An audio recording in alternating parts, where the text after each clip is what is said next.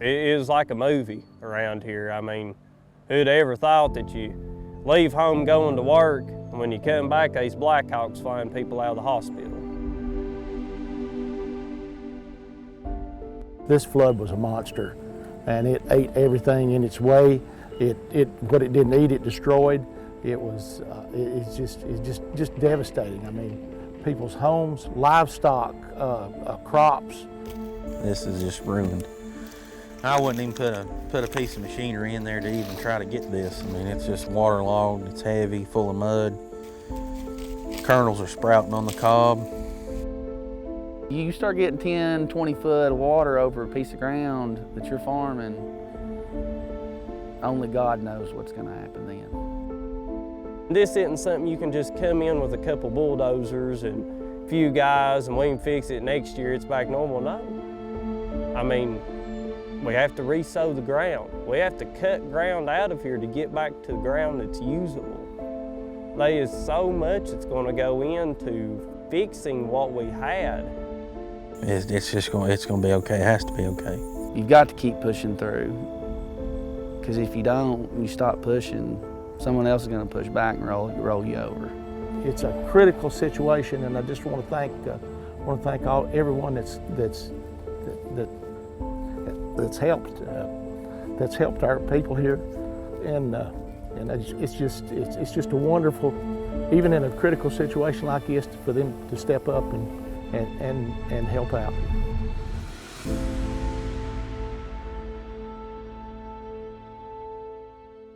This right here was catastrophic to both, not only myself and my operation, but our entire community and the entire Nolichucky River waterfront would be a good term to call it. I was one of the last vehicles to make it across the highway bridges, and then not long after that, the state come in and shut them down, and then not long after that, the bridges collapsed. I'm getting messages from Mom and Dad, and I mean, it was surreal. You know, you'd almost thought they was Photoshopped, because I mean, these barns, this bottom right here, it's all a brown water. It's lake. It's scary, the power that the water had. It is truly scary. And just everything about this happened in the worst way that it could have. You know, from the dam failures to the bridge failures. You know, we went from having 3 routes across our county to now we have 1 functioning bridge. We would call ourselves a cow-calf operation. We're running roughly 100 head. We actually only lost 1 calf from the cow operation, but now we're looking at the logistics of it. How do we feed those cows? You know, the pasture land's gone. We've got 1 barn still full of hay, and that's it. What actually took my equipment barn down in Washington County was somebody's home hit the barn, floating down the river. Yeah, it took my equipment barn, but that was somebody's home hit my barn. A house come floating down the river and hit my barn. How do you prepare? Devastation is bad, but when you know you've lost people and families have lost homes and livestock and all the stuff that we've lost, it makes it so much worse. You know, it just magnifies it. And you know, just knowing that you haven't found those people and those loved ones are still wanting their answers, and we don't have them because we just can't find them. So keep us in your prayers. We were shelling corn Monday. By Friday, Saturday, we were watching the header wagon float down the river. My mother and my wife and my kids, they were at our local Walmart there in Newport, across the interstate. Well, then the mayor issued that Waterville Dam had busted. Well, they said when Waterville Dam busted, you had 30 minutes to get out of town. Well, you know, later on we found out that it didn't bust, it just crashed the top of the dam. It's scary. I couldn't get to my kids. Right? This was the last planted corn that I had, and it was probably going to be some really decent yielding corn, especially, you know, we had the drought all summer we've dealt with, and but I don't know how much of it's going to be salvageable. The crop, it can be replaced. I mean, it's disheartening. I mean, don't let me lie. I mean, I've cried and cried and cried, but I mean, now it's going to be okay. It has to be okay. We lost probably about 500-600 acres of soybeans, the best I can figure. We've got around 50 acres of turf grass that is gone, and we've got lost probably $150,000 worth of machinery, and none of that includes the amount of topsoil that was washed away from some of these spots in the bottoms. Even though some of these crops look okay, you've still got that problem about whenever you get in there and examine them a lot closer, that they're just actually gone. Everything down there that you can see, it's kind of a brown tint, had water that come up on it and then left, and it left mud and muck, and those areas in this field are ruined. They'll never recoup. I think we have to, first of all, accept that we're just going to have to accept our new normal. I don't think we'll ever be like we were the day before. And so I think that's going to be the hardest part for us, is it's going to look different, but you know, we're going to move forward, and we're going to rebuild, and stronger and better. There are so many other stories like mine. You know, I might be the one standing here talking, but my story's playing over 1,000 times here.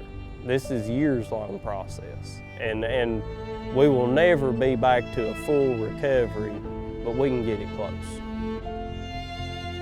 We're still breathing. I used to wake up every morning and I'd think to myself, how can I help a farmer today, you know, with this USDA job? And that's what I've instilled in my Tennessee FSA employees is how can we help today? I mean, now it's you wake up every day and you're going to see what's gone wrong through this part of the area that you can help with.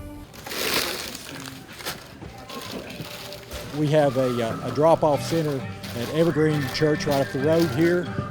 They receive all of the goods and it's come from all over our state and the region. We pull from their stock and then we distribute it from here with local pickup trucks, whatever it takes. This is something we're not used to. You know, this is a place that none of us has ever really been. When you can just see the boots on the ground, so to speak, and people working from their heart and knowing that they're putting their best foot forward for our community and our brothers and sisters and our neighbors, and you know, it's very rewarding, obviously, but also it's very emotional because you do care. It's a blessing for us to help.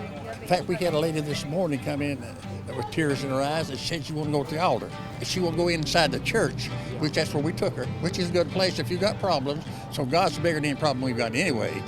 And then she had prayer, she felt better, she come in and eat. But when something comes in like that, that sort of encourages you to keep keeping on. The church here has been wonderful, and all of the other places they've pitched in, and I think this will make Irwin a stronger community. We're just going to pull together in the short term, and we're going to hang in there, and we're going to be around months from now trying to do the same thing.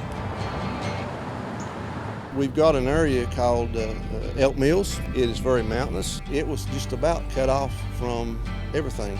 And one area of it called Bob's Island is still cut off. But we were able yesterday, they sent us a list of things they needed for their animals. We took it to the airport, loaded it on a helicopter along with hay. I think it was 14 or 15 bales of hay and all this pallet load of feed. We sent it to Bob's Island. And then later in the day, we were able to send 2 bigger loads of hay, baled hay, to Bob's Island. The Farm Bureau actually started a fund that we were able to go and purchase a steel post, a step-in fiberglass post, polywire, barbed wire. The co-op had a part in getting electric fence chargers. They started and brought a whole load this away. They stopped in Beaver County and gave them off. I think we got 12. From the bottom of my heart, I thank everybody that has contributed, everybody that has moved the rock, everybody that has just come and helped us. If they couldn't do that, I appreciate the prayers, because that's what saved lives. That's what is going to help us get through this and everything be back to normal. I've already got plans for what I'm going to do next year, where we're at, and I mean, we've got plans of how we're going to get this cleaned up. It's just in your blood. I mean, you just got to keep going. You just keep moving. This is what I love to do. I can't imagine doing anything else. And it don't matter if we go bankrupt tomorrow, I'm going to find a way to continue to try to farm because it's what I love to do. I love to work the land. I want something for my son to be able to call his own one day and be able to do the same thing that his dad's done. You've got to keep pushing through.